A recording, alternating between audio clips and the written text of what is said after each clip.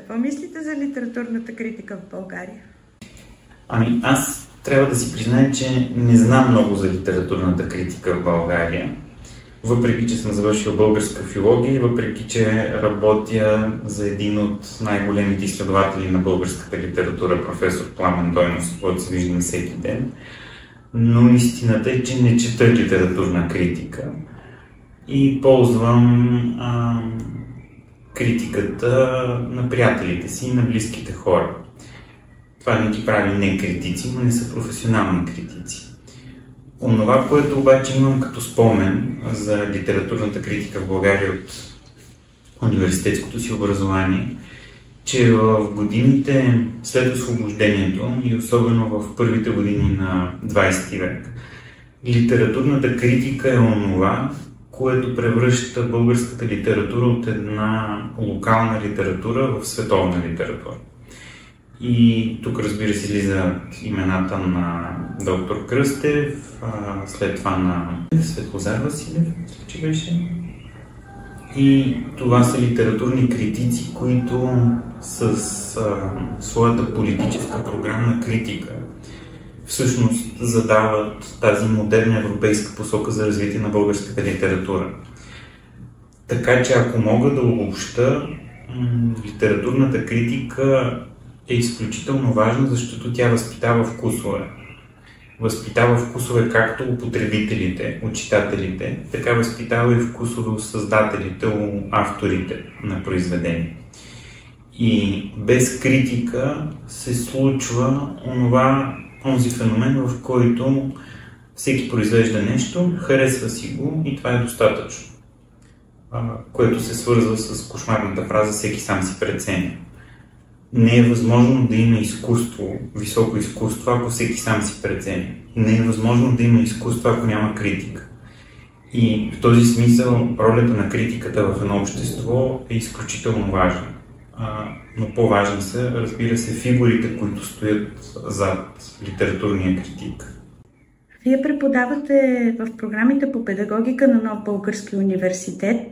Изучава ли се литературната критика? Тя предмет ли е, който да може да се изучава? Преподавам в програма по педагогика, която е за начални учители от 1 до 4 клас.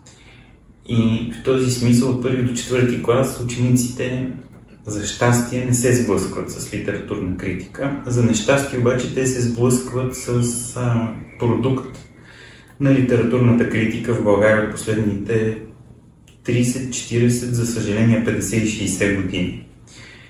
И преведено на по-прост език, това означава, че от 1 до 4 клас учениците изучават от българската и световната литература онези неща, които критици са подбрали и са решили, че са важни за формирането на вкус и знание и разбиране на литература.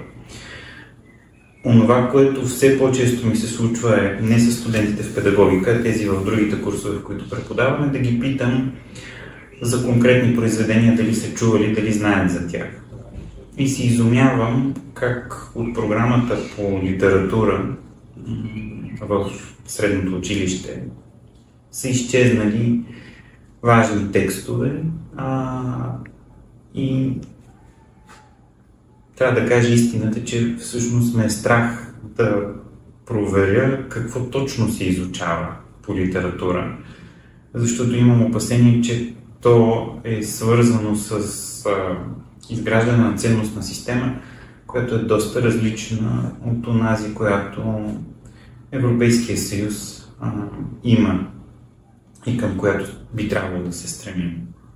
Вие сте автор на едно хубаво назоваване, така наречената постпедагогика, и също така на книга, която се нарича "Постпедагогиката. Реалност или илюзия".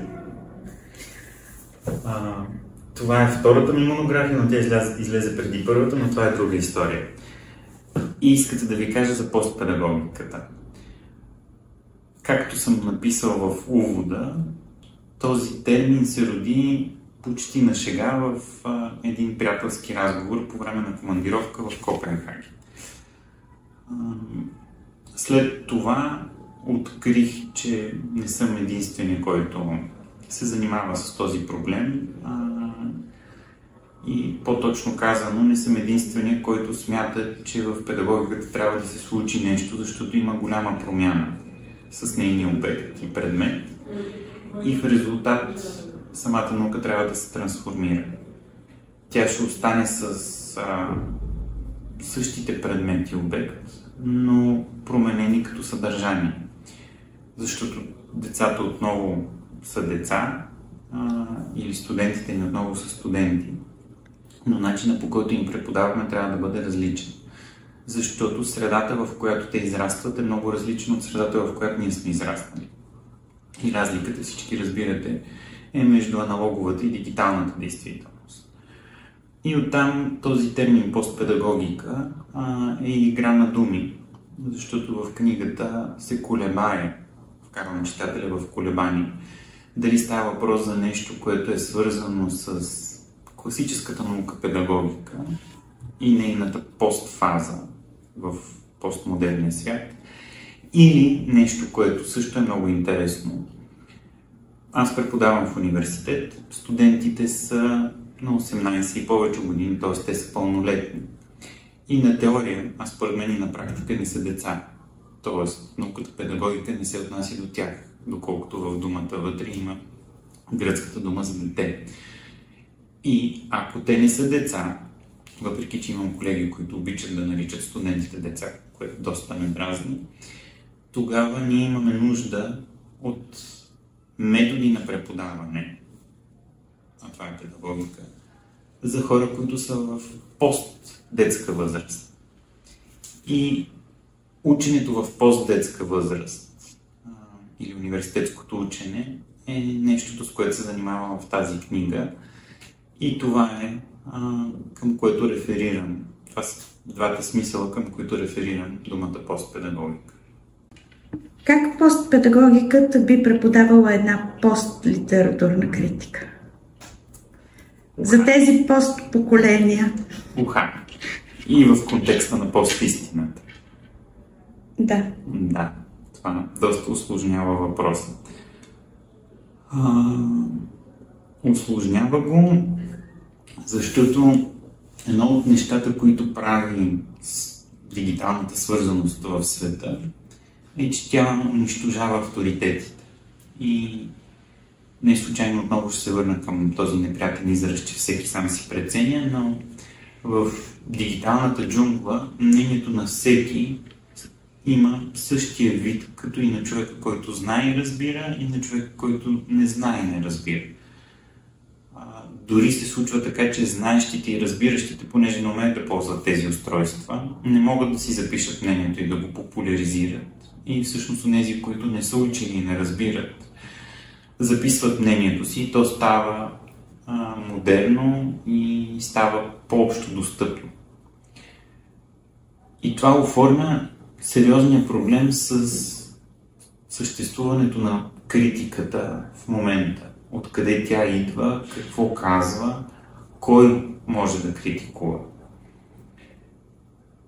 И онова, което си мисля, е, че за разлика от преди, когато имахме ясни авторитети, някой човек заявява, че е литературен критик, отвоюва си тази позиция в обществото и оттам насетне всеки негов текст се приема като истина, като нещо, което тежи.